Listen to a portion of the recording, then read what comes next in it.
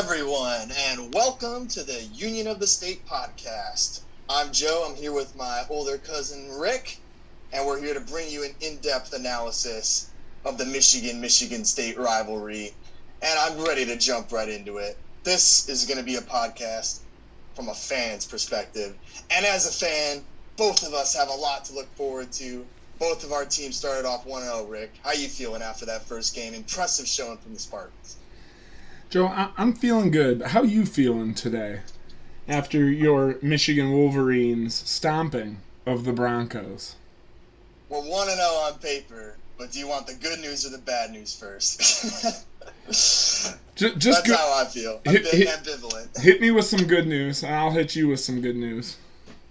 The good news is we're 1-0, and we certainly have an identity. Now, how I feel about that identity, that's where I'm going to get into the bad news for Michigan fans looking for more hopeful qualities coming out of the team this year. So we'll see what happens. But I definitely want to start with you. You guys look great. Friday Night Lights on the road in Evanston. Not necessarily the most hostile environment, but you got to like the way you guys played on the road. First game in the first full season for Tucker. East Lansing West was popping Friday night. I had heard it was probably like a 60-40 split, pretty close to the 50-50, that there were a lot of Spartans there. But, that goes without saying. If Michigan was playing there, we know they'd show up out in Chicago. Yeah, unfortunately, Ryan Field is kind of a host for all the away teams. and the good news is, MSU can run the football. Actually, that's the great news. It's a fun talking point to say last year's team from the running backs had 0 rushing touchdowns, which is true.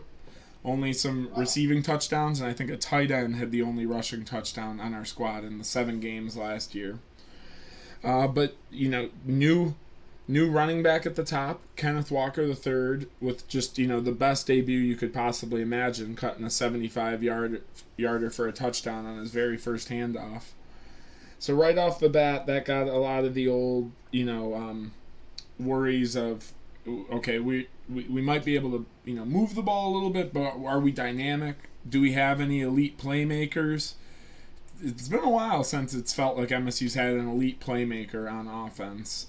He set the tone. He set the tone right there out of the gate. And that was nice. Couldn't stop. You can't stop, won't stop there for Kenneth Walker.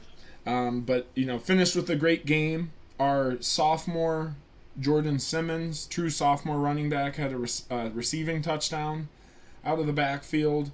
So, it was just the tale of the running backs. Obviously, as we get into our next segment, storylines, I'll touch on the quarterbacks a little bit. But, that being said, the highlight of week 1 was definitely the running game has a footing for MSU. They will run as long as they can. And, that should bode well for them going into a Youngstown State game this weekend. 4 touchdowns is always nice to start off a season, especially against a Big Ten opponent that Pat Fitzgerald has hung his hat on. He was a Big Ten Defensive Player of the Year, I believe, twice for Northwestern. That's his bread and butter. And so to see the running back go off for 4 touchdowns, and I think we talked about it before we hopped on the podcast here, the quarterback looked sharp and was able to facilitate the game. So just an impressive win for Michigan State. And if I was you, I'd be feeling better than probably I'm feeling about Michigan. And again, I don't want to be too pessimistic because we do start off 1-0. It's hard to glean a lot going, when you just beat Western Michigan. But we'll see what happens here. There was some local talk going into the game with sports radio guys that this could be a tighter game for Michigan. That as you alluded to in last week's episode, the quarterback has got some skills there at Western. And Ladarius Jefferson, who we saw get into the end zone, did drop a Paul Bunyan pose early in the game. Do you think that ended up lighting some extra fire, or was it just a matter of time before these offensive weapons at Michigan got going like they did? Yeah, that's a good point. I saw that. I was like, ooh, they can't just do that in the big house. But I don't want to make it too dramatic. I think this was a case of Michigan's will and overall just being more physically talented than the smaller Western Michigan Broncos. I gotta say, Michigan, Jim Harbaugh has been stubborn as long as he's been here. It's always been the run first identity for the team, and you could clearly see even from the first drive where I think they only passed the ball just a couple times. One of them was like a 5-yard slant, and the other one was a screen that scored the touchdown. Everything else was a run, and it ended up being a 12-play drive. I think there was only just I think 3 passes on the drive. So excuse me on that. So when I say, tell me do you want the good news or the bad news first? The good news is certainly we're committed to our identity. The bad news is I'm not so sure that identity is going to be good enough to win against the better teams in college football. Obviously, the game plan going in, let's run as much as we can. Let's really assert our will.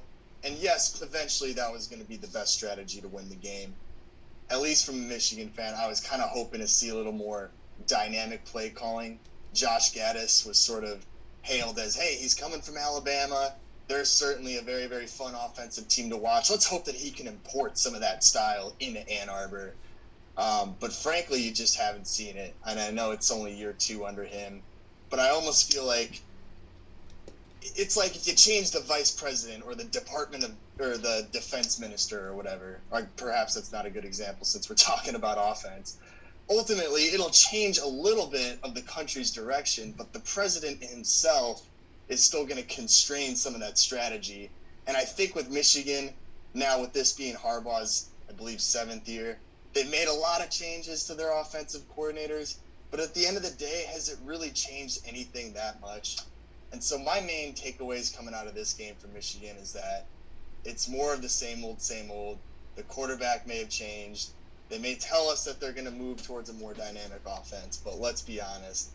Until Jim Harbaugh has changed, Michigan fans shouldn't really be excited about anything in this offense being changed either. That's just where I feel at this point. So it seems like it's more of the same. So it's only year 2 for the offensive coordinator? For Gaddis, I believe, yes. So there's some time there, but I get what you're saying. It's, there are things that the head coach is going to want to do that are part of his mentality, blueprint for what got, him this far and being this successful. So it's going to be hard to stray away from that. And again, I don't want to take away from the victory that Michigan played. They certainly had some wow factors. I liked when J.J. McCarthy was put into the game, and he had a ridiculous highlight reel play. I don't know if you had a chance to see it. I saw it. Yeah, he escaped the tackle, ran all the way to one sideline, then whipped around, threw the ball 40 yards down the field, and hit a wide open receiver for a 69-yard touchdown pass. And that was, for me, the most impressive part of the game because at least it was yes, here we go. That's what I'm talking about. Downfield passing options. But the also big negative coming out of the game for Michigan was that our best receiver, Ronnie Bell, out for the season. He had a nice punt return. He had a nice touchdown early on in the game. But now with our best wide receiving option out of the game, that's only going to further inhibit how dangerous we can be downfield. So... Again, we start off 1-0, but there's still a lot of concerns going forward offensively. Prediction check week 2. Does J.J. McCarthy start a game this year for Michigan? That's a good question. You caught me on the spot here. I'm gonna go with unless McNamara gets injured, the answer is gonna be no. I think they're gonna stick with him. So barring any injury to McNamara, still no. I think they don't want to burn him out yet. That's where I'm going on this. And actually, now I'm going to flip it back to you. So Thorne was the starter, correct, for Michigan State. Are we going to see any reversal in that role? Go with the guy with older experience? Because that was your prediction in week 1. So you're 0-1 already on predictions. I'm sorry to call you out here. Hey, that's not a hot one, so I'm fine with it. It was that was where everyone was leaning, and like I told you, my prediction was in kind of my hopes from that. It made the starting quarterback spot next year look more available, for younger guys. But sure. that was a coin flip. And that's only for obviously I want the best player to start, and if that's Peyton Thorne next year too. That's only a good thing, but still, it just felt like for Russo even coming over as a transfer graduate senior, that was his kind of last spot. And not to steal your answer, but I do think, a lot of it was a question of, and whichever quarterback gets the job, will he have like 3 or 4 series to prove it's his job, or will he get like 3 or 4 games to prove it? And, based on how Peyton played, it's probably more of the latter. I'd say bearing injury or just like a complete, it would have. I think it'd have to be injury. He looked competent enough, and I mean, he's got some skills, and with that running game, it's that you can always take some off it. So, I'd say the same thing. Injury only. I hope for Russo's sake that there's some games where he can get in and they can help him show some tape too. Like maybe, hate to say it, but Youngstown State's probably, the easiest game on the schedule. If they Same with what we just did. Yeah. If you're up by a lot, get him in there, get him some reps. Otherwise, you got to go with the hot hand. It's kind of a cop-out for both of us. Well, if they get injured, they'll put him in. Yeah, you and I both know they're probably not going to make a change until that happens. It looked like Thorne was the starting caliber, and Cade's not a senior, right, at Michigan? No, he's a junior. Yeah, so I'd say his spot's definitely in jeopardy next year, but he's got all this year to try and lock it down. So, yeah, and I'm gonna say that they stick with Peyton Thorne, and the best quarterback won. That's how it works. Yeah, they got it. They got the dub. That's all that matters. Now let's quickly run in over the defenses here before we change our focus on to these next coming games for both our 1-0 teams. State's defense overall looked pretty solid. The defensive front was going to be their best asset. That proved to be accurate. And what was really cool was how often Mel Tucker got a lot of guys in there. I mean, we saw, I think, 4 or 5 different linebackers playing meaningful snaps at the position. Defensive backs were rotating, and then the same with the D line. It's basically a 4-man rotation at both D tackle and DN. So he's just keeping those guys fresh so that they can make plays all throughout the game. Northwestern's quarterback Hunter Johnson did get a little. He made some great throws, and there were some where a guy was beat. Like there was a little bit of concern. When you come over from Alabama and you get beat, as a cornerback, as Ronald Williams did on one play, there's going to be a little bit, just because of that hype you bring from coming to Alabama, there's going to be a couple people looking at you, thinking, is he as good as he's supposed to be? But after a big play happened, they usually fell right back into containment. Obviously you can't rely on missed field goals, but there were 2 missed field goals, after they were able to push them to 4th down in their own territory. Overall, good defensive performance. And, you're going to get those shots from a quarterback when you're up 21-0 early. So there were some passes where there was really nothing they could do on him, but ultimately, got a lot of good reps. Let those guys gel against a Big Ten team in Northwestern. So I think, if that's the starting block, it's looking pretty good on defense. And then shout out to Cal Halliday, who is rated the highest player on PFF. And he's the last D'Antonio recruiting class, which I believe half of them transferred out. And he's number 27, kind of, not to say undersized, but he just looks like a sophomore out there. But I saw a highlight where Northwestern had their O-lineman number 69 coming at him. They had all the blockers downfield, and he just blew that thing up and made the tackle. What should have been like a Northwestern 35-yard gain is just got mauled by, a football player up the middle. So he's got those... A large man. Yeah, he's got those, football instincts to him, even though he didn't look, he looked like he was going to be on the wrong side of that battle early on there. But, good first outing for the Michigan State defense. All right, report card. What grade are you giving Michigan State defense after it's all said and done? Probably a B. Right there, it could fluctuate to maybe a B- or a B+, a B+, depending on, if you're actually looking more at individual performances, because there were so many rotating guys. There was a lot to like, but I'd say overall packaged up, it's probably in that 84 B range. I'm going to go B plus for Michigan. And I know they only gave up 14 points. The first touchdown, really, that should have never happened. We got an unsportsmanlike conduct penalty. One of our players was clearly taunting them. And I hate the taunting rule in football, but even I'd admit, like, he got right up in his face. So I couldn't even argue. That would have left it 3rd and 10. The quarterback had made 2 wobbly throws at that point, and then bam, they marched down the field, they get the touchdown, and then the quarterback, Caleb Ellaby, was kind of set to go at that point, and I thought, oh boy, here we go. And I talked about it last podcast episode. Mike McDonald, the new defensive coordinator for Michigan, just came from John Harbaugh's team, Baltimore Ravens. And so you saw Michigan play a lot of zone, and I thought at least early in the game it wasn't working out very well because they were giving receivers a lot of space. It wasn't the usual man-to-man style that Don Brown, the old defensive coordinator for Michigan, had been, preaching and promoting. So there was a lot of space for receivers to work early on, and that allowed LB to get more into a rhythm because they weren't, stuck on, the cornerbacks weren't just glued to the receiver. So I thought that was interesting at first. But as the game went on, it seemed like Michigan was able to settle in. And then towards the end of the game, the Broncos get one more sort of gimme touchdown. So I'll give a B+. 14 points is not a lot. And they did what they had to do. But again, not too much to comment on from it being just the first game against the team that everybody kind of expected us to beat. Overall, and the only other thing I'll add is 1 sack for Aiden Hutchinson. I kind of was expecting more. They weren't really getting that much pressure either.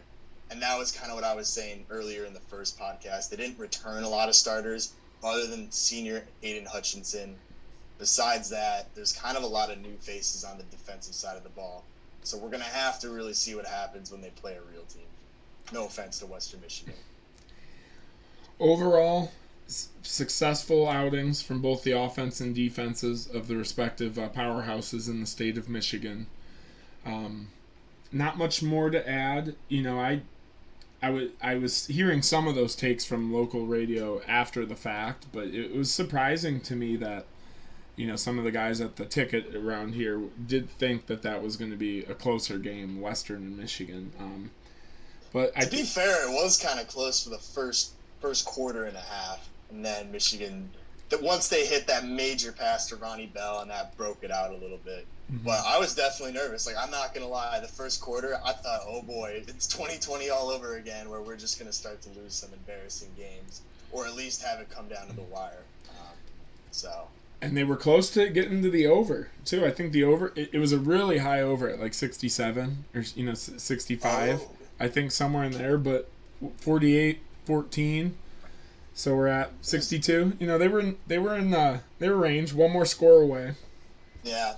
So that people were disrespecting the over too, even from the standpoint of I don't see that many points getting scored, even if Michigan's dominant. It's like no, they got there. They put up damn near dropped 50. I'm just glad we covered. The spread was 17, and I was questionable about that one. So glad that wasn't in jeopardy. Yeah, with ease there. Yes. Yeah, I can't believe. There's one in the bag. I thought it was a little wild. State got, was getting 3.5 points, 4 points, but power to everyone that helped push that line. Some people even got in early at 6.5 points. For Michigan State, and one play into it they covered, and and never looked back. So, wins, offensively for State, just to round it out, I'll give them the A- there. Obviously it's hard to say they could have done more, but, I just feel like the running backs is an A+, the quarterback play is like a B+, so, I'm rounding it down to kind of like a, A- there. I think we need to see more from the quarterback to rate that, truthfully. And I'll just echo exactly what you said. Michigan won with will and power, and we knew that eventually the run was going to start to wear down Western Michigan.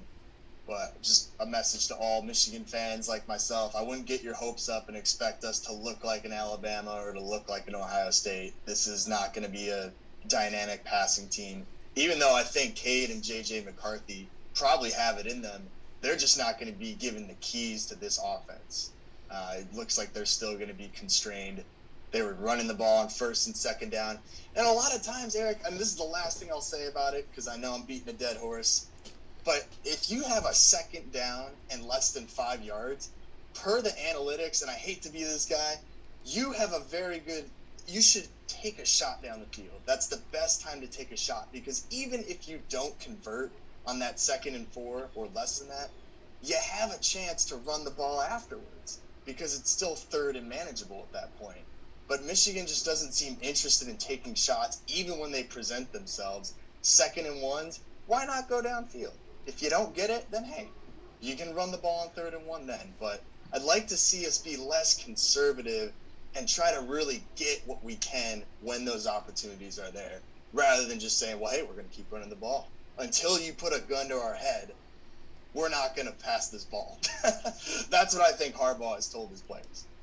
Well, hopefully, for you and Michigan fans, you get to see a little bit more of what you're wanting out of the Gaddis side of the coaching staff there as the year or weeks go on.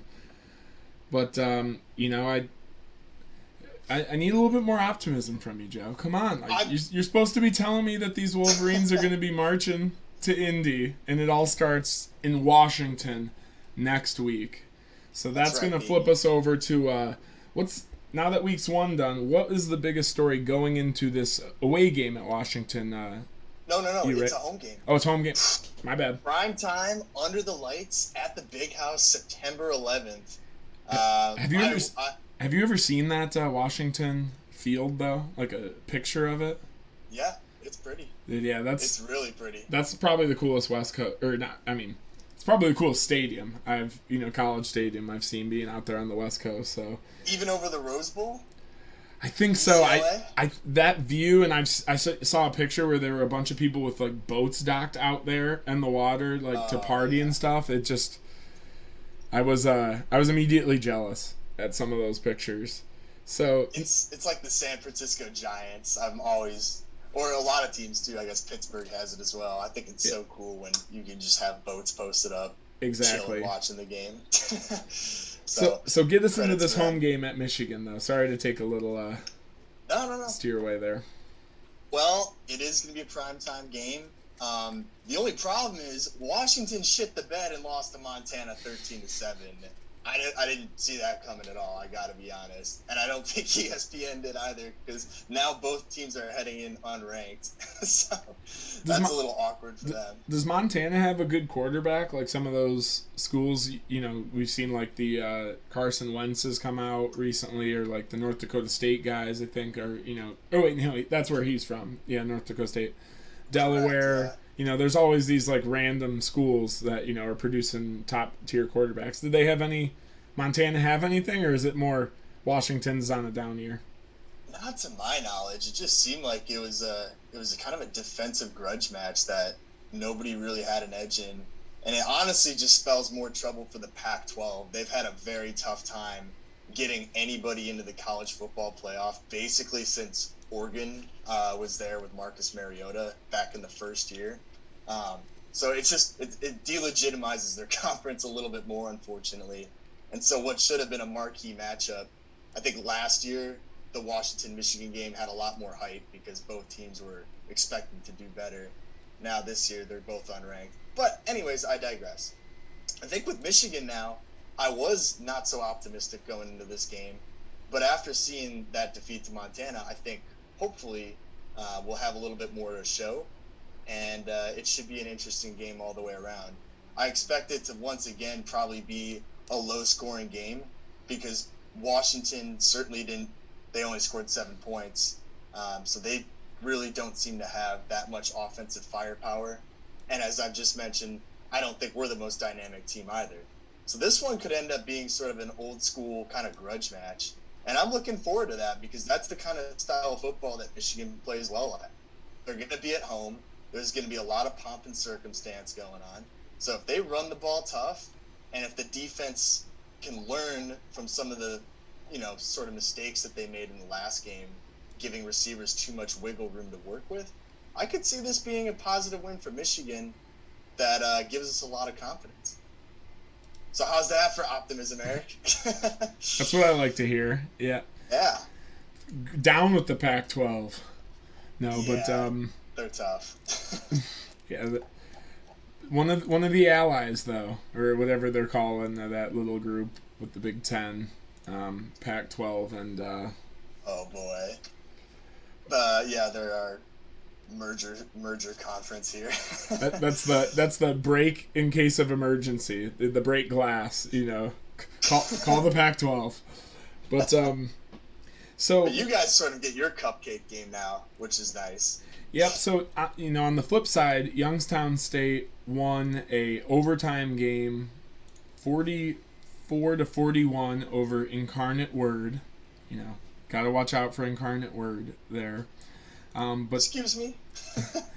But the is that even FBS? I don't. Probably in an FBS team.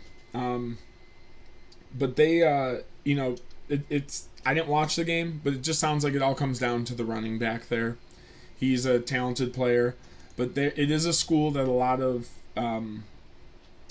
people, they got some talent on their team that is transferred to there, kind of your FBS guys moving conferences and whatnot if things don't work out. So, there's some talent on this Youngstown State team, but if... I think it's going to be hard for them to come into Spartan Stadium and get the run game going in the manner they want to. They're not like a Western Kentucky that State plays later in the season air raid, team. They're a run heavy, hard hitting team, and I just think they're going to be playing the better, run heavy, hard hitting team here in Michigan State right now. State's defense and running game is, seems to be the biggest strength, so it's going to be tough, I feel like, to do that with State all game long. All credit to Youngstown. They gutted out the victory against Incarnate Word.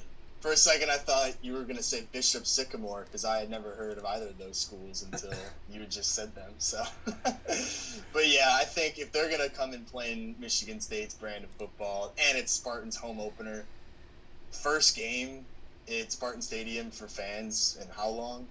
It's going to be wild, and they're going to reward this team for the new coach and their gritty victory in Evanston. So look forward to that for sure as a Spartan fan. That's going to be a nice little homecoming treat, I feel like. Yeah. And you're actually going to be tailgating for that one, right? Oh, I will be there in full force. So I'll be taking it a little easier because I got a long night of partying for the girls' friend's birthday weekend.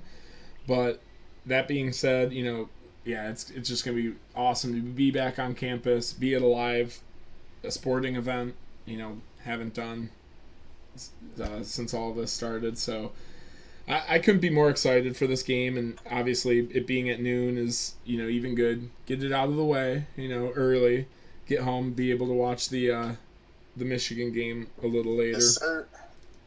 Love to hear it. But I'd say, and of course I gotta stay clean up top just so I can watch these Spartans for the podcast here. Exactly. That's what I thought you meant when you said you were gonna take it easy. Gotta have your notepad at the game. You gotta be able to read your chicken scratch. Can't write when you're drunk. My grandpa binoculars, from the game, being able to see it all. But no, it's very excited to be back up in the promised land, East Lansing, and. Are those grandpa's seats too?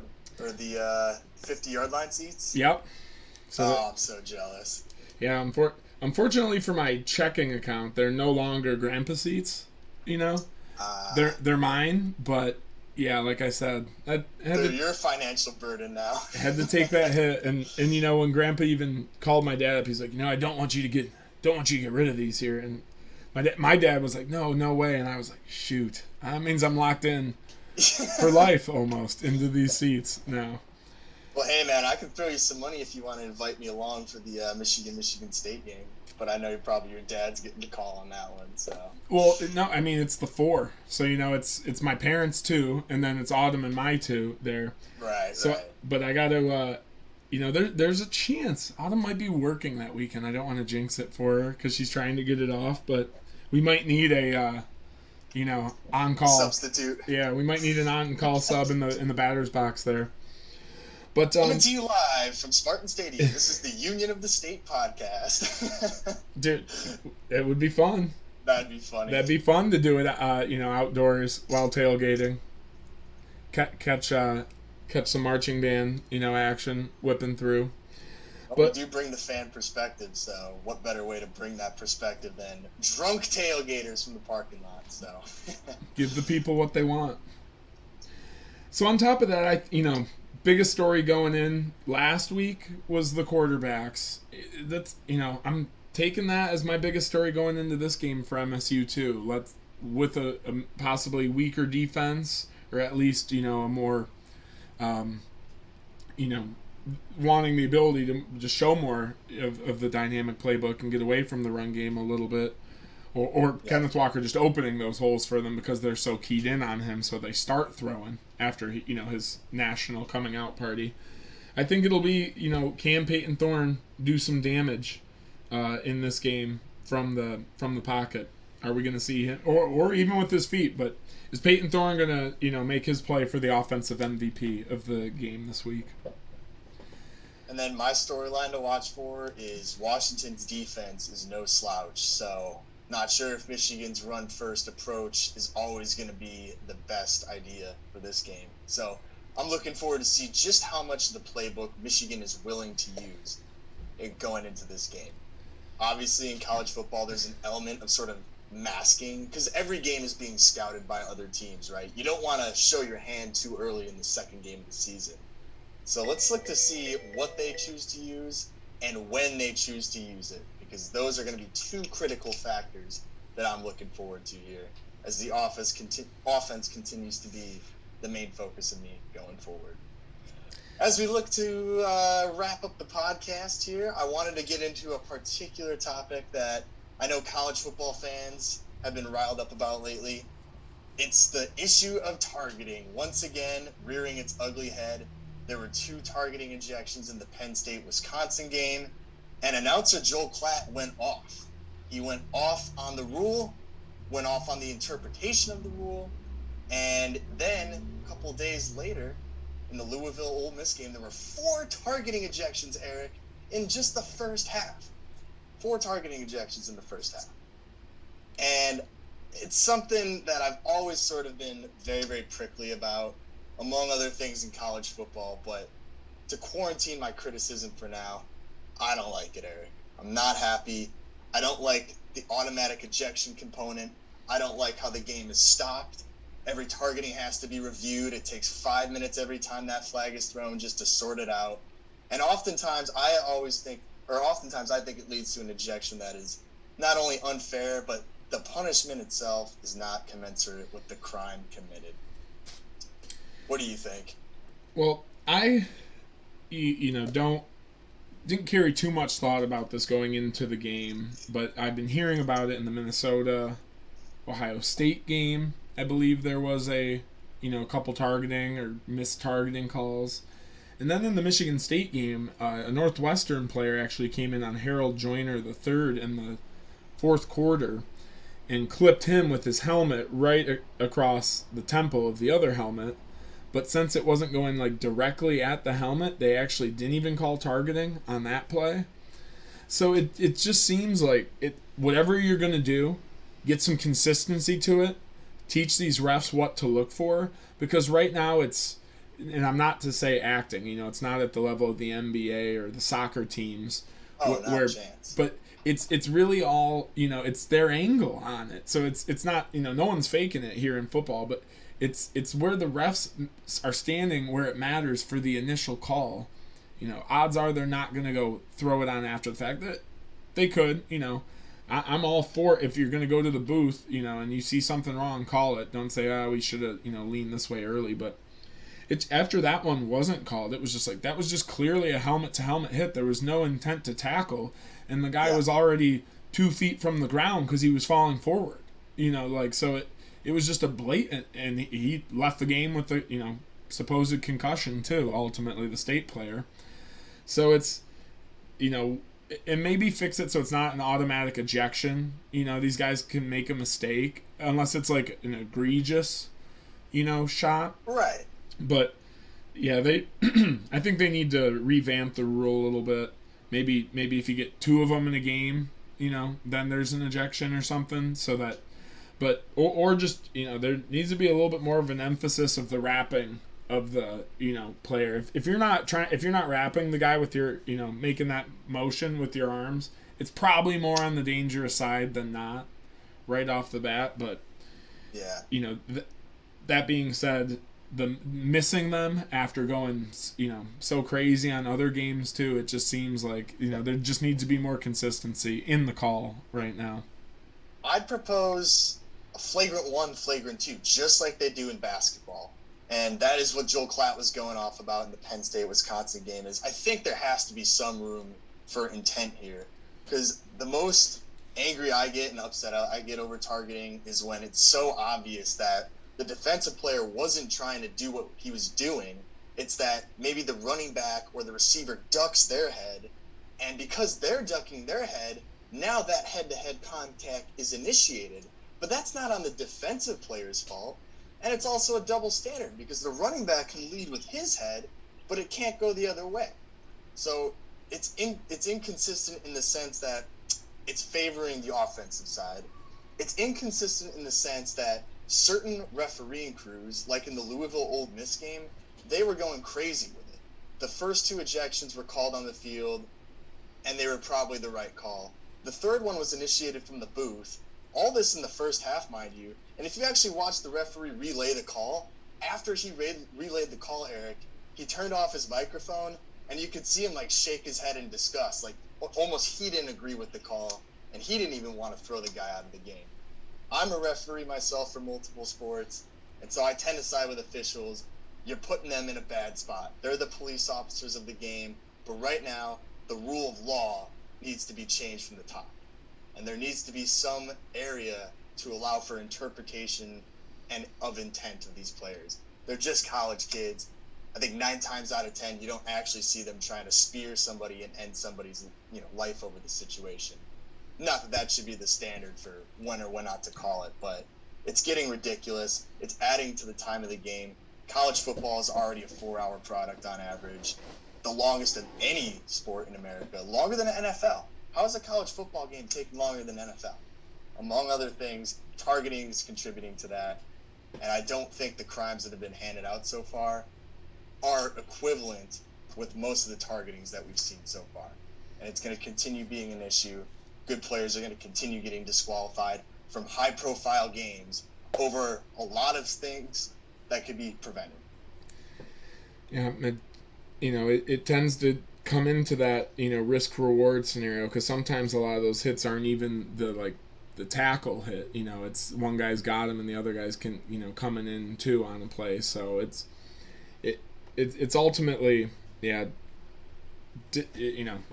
hurting the game here, and there just needs to be consistency across the board so that these coaches can teach their guys what not or how to tackle versus not to tackle, and there's not gray areas between conferences, officiating crews, and ultimately, slowing down the game for multiple reasons and ruining the game in terms of the Louisville side. That was Louisville got both their players ejected on that.